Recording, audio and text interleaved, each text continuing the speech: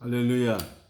삶으로 드리는 1000번째 773번째 요한계시록 강해 113번째 계시록 21장 새 하늘과 새 땅을 강의하겠습니다.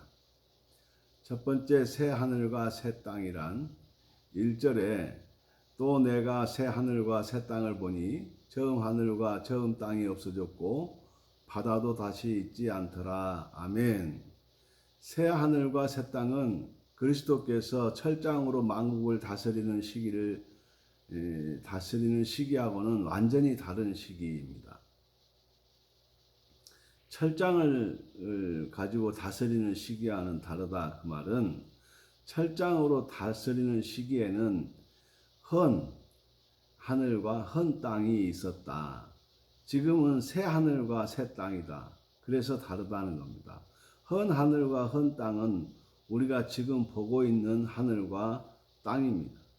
여기서 철장으로 만국을 다스리는 시기가 이루어집니다.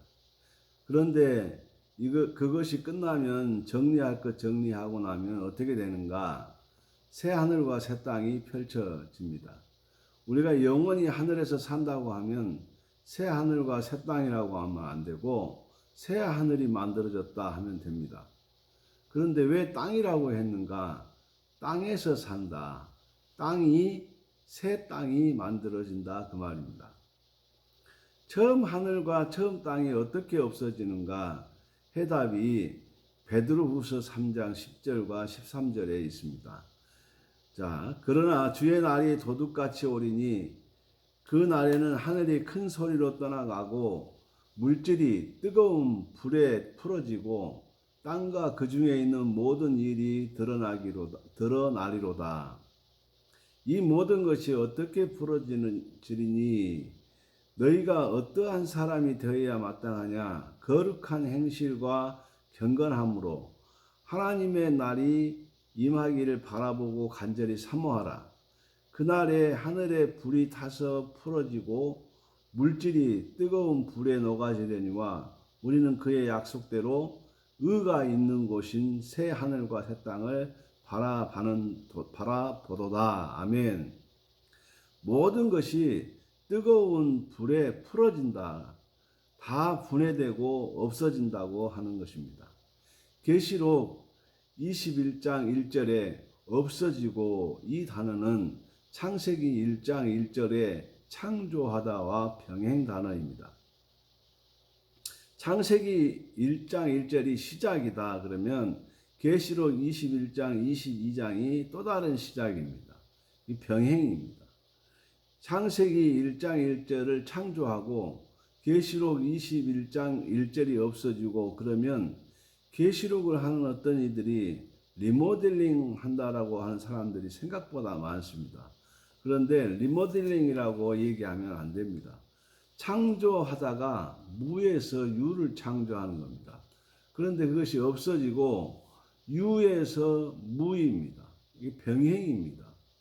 이것이 어떻게 리모델링 되는가? 이 말이 안 맞는 것입니다. 창세기 1장 1절의 이전으로 돌아갑니다. 그래야 새 하늘과 새 땅이 되는 것이죠. 리모델링 하면 유에서 유가 되고 없어지고가 아니라 다른 단어를 써야 되는 겁니다. 단어를 맞출 수가 없습니다. 생각을 가지고 이야기한다면 배우는 사람이 여기보다 많습니다. 미혹의 힘이 얼마나 강하다는 것을 알 수가 있는 거죠. 지구 표면의 70%가 덮고 있는 바다가 없어집니다. 그러면 새 하늘과 새 땅에는 바다가 필요 없다는 이야기입니다. 그런데 중요한 것은 생명수 강은 있다. 새 하늘과 새 땅의 모습이 어떻게 되는가? 계시록 22장 1절에 보면 또 그가 수정같이 맑은 생명수의 강을 내게 보이니 하나님과 및 어린 양의 보좌로부터 나와서 그렇습니다. 이 새 하늘과 새 땅의 모습이 나오는데 생명수의 강, 안 죽는 물, 영원히 사는 물, 그것이 어디서부터 나오는가? 하나님과 어린 양의 보좌로부터 나온다는 겁니다. 하나님의 보좌가 어디에 있는가? 하늘 가운데에 있습니다. 옛날부터 회당이나 초대교회 설교하는 자리는 가운데에 있었습니다. 후대로 오면서 뒤로 갔죠. 어떻게 되었든 말씀을 선포하는 자리가 중앙입니다. 거기서부터 생명수 강이 흐릅니다. 어디서 생명수 강이 흐르는가? 말씀이 선포되는 곳에서 생명수 강이 흐른다는 겁니다. 그러니 메시지가 선포되는 장소는 엄청나게 중요한 자리입니다. 오늘날 이 강단을 무대로 만드는 것은 사실상 잘못된 것입니다. 새 하늘과 새 땅의 모습을 보면 창세기 1장, 2장의 모습과 같구나 하는 것을 보여줍니다. 생명수 강이 하나님과 어린 양의 보좌로부터 나온다 하면 그곳이 하나님의 보좌가 지성소입니다. 창세기 2장 10절에 강이 에덴에서 흘러나와 동산을 적시고 거기로부터 갈라져 내 근원이 되었으니 아멘. 에덴에서 강이 흘러나와 그러면 당시의 에덴이 지성소 역할을 했다 그 말입니다. 거기서 하나님과 아담과 하와가 흉금이 없이 다정다감하게 살았다 그 말이에요. 죄가 있어서 지성소에서 살 수 없으니까 3장이 어떻게 해요? 쫓겨나는 거죠. 21절 계시록 21장 2절에 보면 또 내가 보매 거룩한 성 새 예루살렘이 하나님께로부터 하늘에서 내려오니 그 준비한 것이 신부가 남편을 위하여 단장한 것 같다. 자, 하늘에서 내려온다.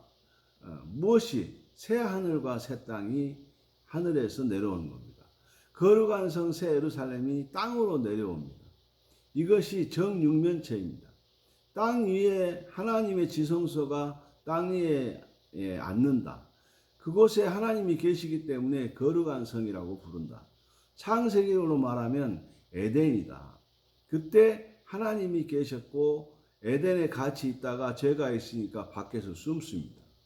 창세기 8장에 보면 그들이 그날 바람이 불매 동산에 거니시는 여호와의 하나님의 소리를 듣고 아담과 그의 아내가 여호와 하나님의 낯을 피하여 동산 나무에 숨은지라. 아멘. 여기는 하나님의 장막이 땅에 내려온다. 22장에 나옵니다. 왜? 하나님의 사람과 함께 하시려고. 그래서 함께함이 복이다. 지성소에 같이 사는 것이 복이다. 지성소에 같이 못 사는 사람들은 이미 불못으로 갔다 그 말입니다. 오늘 우리가 말씀과 함께하는 것이 복입니다. 우리가 영원히 사는 것도 새 땅에서 삽니다. 거룩한 성 안에서. 그 이름을 새 예루살렘이라고 부릅니다. 새 예루살렘이란 말은 헌 예루살렘이 있었다는 이야기입니다. 그곳이 이스라엘입니다. 예루살렘이 없어지고 새 예루살렘을 하나님이 만들어서 하늘에서 가지고 내려오신다. 얼마나 잘 만들었느냐 그것을 보면, 자, 두 번째, 신부가 남편을 위하여 단장한 것 같더라. 2절, 또 내가 보매 거룩한 성 새 예루살렘이 하나님께로부터 하늘에서 내려오니 그 준비한 것이 신부가 남편을 위하여 단장한 것 같더라. 신부가 남편을 위하여 단장한 것 같더라. 진짜 잘 만들었다. 그것을 이야기하려고 하는 겁니다. 요한복음 14장, 이 이야기를 또 어디서 하냐 그러면 요한복음 14장 2절로 3절에서 합니다. 내 아버지 집에 거할 곳이 많도다. 그렇지 않으면 너희에게 일렀으리라. 내가 너희를 위하여 거처를 예비하러 가노니 가서 너희를 위하여 거처를 예비하면 내가 다시 와서 너희를 내게로 영접하여 나 있는 곳에 너희도 있게 하리라. 아멘. 이 말씀이 이루어지는 것입니다. 2000년 전부터 지금까지 만드셨다. 그러니 얼마나 잘 만드셨겠는가 상상을 해볼 만합니다. 창세기에 있으라 하심에 있었더니 그 말씀의 능력을 가지고 천지 만물을 창조하신 그분이 지금 능력을 가지고 2000년 동안 준비했다면 얼마나 잘 만드셨겠습니까? 엄청나겠죠. 자, 길도 금으로 되어 있고, 그래서 땅에 금을 가지고 가면 혼납니다. 길을 버린다고. 도로 포장을 금으로 했다 그 말입니다. 우리가 이 땅에서 집을 지으면 매일 가서 볼 것입니다. 잘 되어 가고 있는가? 집을 잘 짓고 있는데 안 가본다면 내 집이 아닐 것입니다. 우리는 천국에서 영원히 살 집을 생각하지 않습니다. 지금 땅에서만 잘 살 집만 생각하니까 피부에 와 닿지 않는 거죠. 야, 세 번째, 새 예루살렘이 뭐다? 지성소이다. 3절, 계시록 21장 3절에 보면 내가 들으니 보좌에서 큰 음성이 나서 이르되 보라 하나님의 장막이 사람들과 함께 있음에 하나님이 그들과 함께 계시리니 그들은 하나님의 백성이 되고 하나님은 친히 그들과 함께 계셔서 아멘. 보라, 시선을 집중시키는 단어이죠. 뒤에 나오는 어떤 중요한 이야기를 할 때 성경 저자는 꼭 주목하고 시작을 합니다. 하나님의 장막이 사람들과 함께 있음에 장막, 천막, 이거 텐트입니다. 이것이 창세기부터 연결되는 것인데 장막에 있다는 말은 하나님과 함께 있다 그 말입니다. 다른 말로 하면 죄가 없는 상태를 얘기하는 겁니다. 물론 죄를 짓는다 하면 죄가 없다는 말은 깨끗하게 온전한 흠없는 상태에 있을 때 죄가 없다라고 표현하는 것입니다. 이런 상황에서 이제 천막, 장막, 텐트가 나왔습니다. 두 개만 확인하는 겁니다. 창세기 9장 21절에 보면 포도주를 마시고 취하여 그 장막에서 벗은지라 그랬습니다. 장막이 나왔습니다. 계시록 21장 3절에 하나님의 장막과 같은 단어를 썼습니다. 하나님과 함께 있다는 이야기입니다. 창세기 9장은 인류 처음 시작인 아담 하로부터 창세기 9장이 올 때까지 이미 역사가 한번 끝났습니다. 물로 심판받고 새로 시작하는 장이 9장입니다. 창세기 9장에서 일어나는 것은 창세기 1장, 2장과 똑같이 반복되는 것입니다. 창세기 1장, 2장에서 야담이 벌거벗고 다녔습니다. 그러면 9장에서 벌거벗었다는 것은 이 상황이 어떤 상황인지를 알 수 있는 겁니다. 3장부터 벌거벗었다는 것이 달라지죠. 그러면 3장은 죄를 알고 벗은 것이고 1장, 2장은 죄 없는 상태에서 벗은 것입니다. 여기서 무슨 말이냐? 죄가 없는 상태가 장막 안에 있었다는 상태다 그 말입니다. 하나님과 함께하고 있었다. 말씀 안에서 샬롬을 누리고 있었다 그 말입니다. 21절에 포도나무를 심었다. 이것은 포도원이다. 주님이 복음서에서 천국을 비유할 때 포도원 이야기를 하십니다. 포도원이 창세기 1장, 2장에서는 에덴입니다. 에덴 이야기하는 것입니다. 에덴에서 벌거벗고 있다? 하나님과 함께하는 모습입니다. 여기에 마시고 취하여 이 단어 때문에 술 취했다고 설교를 합니다. 노아는 족장입니다. 천국 가면 지팡이 가지고 잡아당겨서 내가 술 취한 거 보았냐고 할 것입니다. 창세기 9장은 창세기 1장, 2장과 같이 가는 겁니다. 그래서 새로운 시작을 알리는 것인데 그런데 확인 없이 술 취했다고 하면 안 된다. 그 얘기입니다. 자, 하나 더 이야기하면 창세기 25장 27절에 그 아이들이 장성함에 에서는 익숙한 사냥꾼이었으며 들사람이 되고 야곱은 조용한 사람이 되었으므로 장막에 거주하니 아멘. 에서는 익숙한 창세기 3장에 나오는 선악을 알게 하는 알다, 야다에서 에서는 경험으로 모든 것을 알려고 하고 야곱은 말씀으로 모든 것을 알려고 한다고 하는 것입니다. 그 말입니다. 그러면 야곱은 조용한이라고 썼습니다. 이 조용한이라는 히브리어는 탐입니다. 온전, 완전, 흠없는. 야곱은 하나님께 합격했다 그 말입니다. 조용한으로 번역해 놓으니까 게즈바이처럼 그렇게 살았다고 하면 안 됩니다. 에서는 남자같이 씩씩하게, 야곱은 여자같이 곱상하게 해가지고 조용하게 엄마 치마폭 밑에서 이런 말을 가지고 설교를 하는 거. 어디 치마폭이 성경에 나옵니까? 없는 말 가지고 설교를 하면 안 되죠. 자, 한 사람에서는 자기 경험으로 모든 것을 알려고 하니까 불합격. 한 사람 야곱은 말씀으로 모든 것을 알려고 하니까 합격 이렇게 되는 것입니다. 장막에 거주한다. 그 말은 하나님과 합격했다는 것이다. 이렇게 정확하게 해석을 해야 됩니다. 계시록 21장 3절에 보면 내가 들으니 보좌에서 큰 음성이 나서 이르되 보라 하나님의 장막이 사람들과 함께 있음에 하나님이 그들과 함께 계시리니 그들은 하나님의 장막이 되고 하나님은 친히 그들과 함께 계셔서 아멘. 여기서 하나님의 장막과 같은 단어를 쓰는 것입니다. 이런 확인 없이 야곱이 사기꾼이라고 한다. 문제는 사기꾼이라는 단어가 나온다는 거죠. 형이 아버지에게 썼습니다. 애삼촌 나반이 썼어요. 하나님을 합격이라고 얘기하는데 그것을 우리가 이야기하지 않고 사람이 이야기하는 사람의 대변자가 돼서 사기꾼이라고 쓰면 안 됩니다. 우리는 사람의 대변자가 아니라 하나님의 대변자들입니다. 네 번째, 새 하늘과 새 땅은 뭐가 없다? 죄가 없다.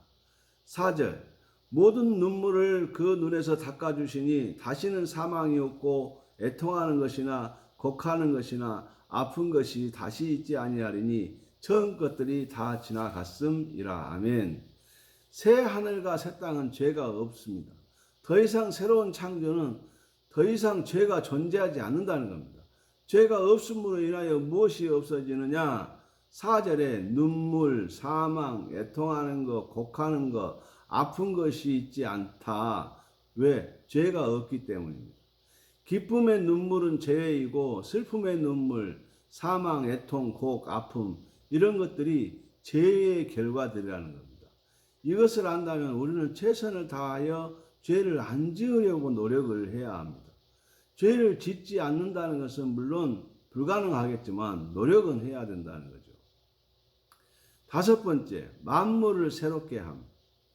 5절, 보좌에 앉으신 이가 이르시되 보라 내가 만물을 새롭게 하노라 하시고 또 이르시되 이 말은 신실하고 참되니 기록하라 하시고 만물을 새롭게 하노라 앞에 보라 이 주목이 나왔습니다.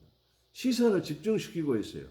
뒤에 나오는 말이 중요하기 때문에 그렇습니다.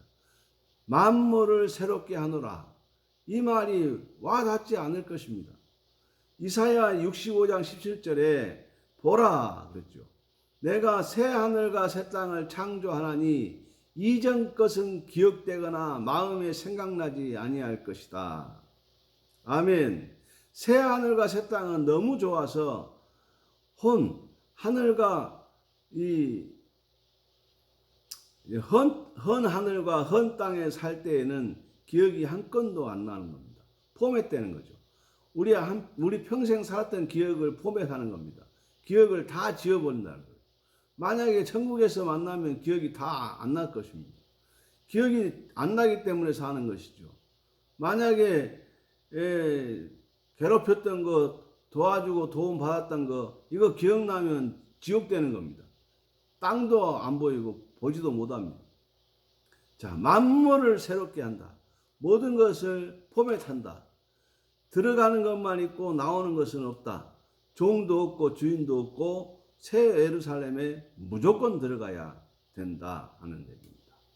6번째, 알파와 오메가 얘기입니다. 6절, 또 내게 말씀하시되 이루었도다. 나는 알파와 오메가요 처음과 마지막이라. 내가 생명수 샘물을 목마른 자에게 값없이 주리니. 아멘. 나는 알파와 오메가요 처음과 마지막이다. 그리스도가 창조주이고 세상을 시작하게 하신 분이고 그리스도가 세상을 마지막 정리하신 분이다. 심판자이다. 그리스도가 창조주이고 마지막 정리하실 심판자이시다 그 말입니다. 그분을 함부로 할 수 있는 분이 아니다 그 말이에요. 우리가 근접할 수 있는 분이 할 수 없는 분이다. 함께하는 것이 다만 은혜이다 그 얘기입니다. 7번 생명의 약속. 7절 이기는 자는 이것을 상속으로 받으리라. 나는 그의 하나님이 되고 그는 내 아들이 되리라. 아멘. 생명의 약속입니다. 영원한 생명을 약속했습니다. 이기는 자들은 왜 영원한 생명을 약속받는가? 이기는 삶을 살았기 때문입니다. 이기는 삶이 무엇인가? 8절에 8가지가 소개가 됩니다. 이 8절에 8가지 길기는 하지만 다 해보겠습니다. 8절, 그러나 두려워하는 자들과 믿지 아니하는 자들과 흉악한 자들과 살인자들과 음행하는 자들과 점술가들과 우상 숭배자들과 거짓말하는 모든 자들은 불과 유황으로 타는 못에 던져지리니 이것이 둘째 사망이라. 1. 두려워하는 자. 사람의 핍박이나 조롱이 무서워서 그리스도께로 나오기를 거부하는 자들을 두려워하는 자들이라고 합니다. 누가복음 12장 8절에서 9절에 보면 내가 또한 너희에게 말하노니 누구든지 사람 앞에서 나를 시인하면 인자도 하나님의 사자들 앞에서 그를 시인할 것이요 사람 앞에서 나를 부인하는 자는 하나님의 사자들 앞에서 부인을 당하리라. 아멘. 이 교회 나오는 사람들 성경책 들고 오지 못하고 가방 안에 넣고 오고 너 어디 가면 저기 간다 이런 사람들, 예, 이런 사람들은 두려워하는 사람들이고 확실한 사람들이 아니죠. 두 번째, 믿지 아니하는 자. 그리스도에게로 돌아서기를 거부하는 자를 믿지 아니하는 자. 세 번째, 흉악한 자. 악한 영들에게 미혹당하여 짐승에게 경배하는 자들입니다. 네 번째, 살인자. 생명을 살리는 데 쓰임받지 않고 생명을 죽이는 데 쓰임받은 자들입니다. 성경에 보면 죽이는 거짓말과 살리는 거짓말이 있죠. 출애굽기에 나오는 히브리 산파는 거짓말을 했죠. 한 산파는 살리는 거짓말을 했습니다. 하나님이 산파의 집에 은혜를 베풀어 주셨어요. 라합은 성 밖에 살았어요. 성 안에 살고 있는 사람이 볼 때는 온전하지 않다는 이야기입니다. 성 밖, 성 안을 표현할 때 잘 보면 됩니다. 불못은 성 밖을 이야기하고 거룩한 성은 성 안을 얘기하는 겁니다. 거짓말을 왜 하지 못하게 했는가? 죽이니까. 자기 목적을 위해서 사람을 죽이니까 그것이 거짓 증인이다. 그거 하지 마라 그 말입니다. 성경의 초점을 생명을 살리는 것이 초점입니다. 생명을 살리는 것은 어떤 것이든지 오케이. 생명을 죽이는 일은 무조건 하지 말라. 하나님의 초점은 생명을 살리는 데 있는 겁니다. 계시록도 생명을 살리는 일에 초점을 맞추고 있습니다. 그래서 끝까지 인내하시는 것입니다. 한 명이라도 더 살리기 위해서 하나님이 끝까지 인내하시는 거죠. 말씀을 먹여서 영원한 생명을 가지도록 하는 것이 우선입니다. 다섯 번째, 음행하는 자. 하나님보다 다른 것을 더 사랑하는 것입니다. 마지막 시대가 되면 사람들이 무엇을 행음하는가? 물질을 하나님 자리 위에 둔다 그 말입니다. 물질에 목숨을 건다 그 말이죠. 예? 그래서 물질이 목숨을 거니까 교회 짓는다 그러면 다 도망간다고 그러죠. 예? 자, 하나님보다 물질을 더 사랑하기 때문에 그렇죠. 여섯 번째, 점술자. 마술, 귀신의 힘으로 사람을 미워가는 자들. 악한 사람들입니다. 7번 우상 숭배자. 이건 말할 것도 없고. 8번 거짓말하는 자. 자신의 유익을 위해서 생명을 죽이는 데 사용되는 거짓말입니다. 이런 것이 회개하지 않은 제목들인데 이것을 이사야서에서는 한마디로 이사야 66장 24절에 보면 그들이 나가서 내게 패역한 자들의 시체들을 볼 것이라. 그 벌레가 죽지 아니하며 그 불이 꺼지지 아니하며 모든 혈육에게 가증함이 되리라. 하나님께 패역한 자라고 소개하고 있습니다. 죽으려고 작정한 사람들이다 그 말입니다. 우리가 생명을 살리는 데 쓰임받는다는 것은 중요한 일입니다. 결국은 자기 생명이 사는 것입니다. 남을 살리면서도 자기가 사는 것입니다. 이 땅의 삶이 짧습니다. 100년이라고 해도 인간의 연수가 70이요 강건함은 80이라고 했습니다. 돌아가는 것입니다.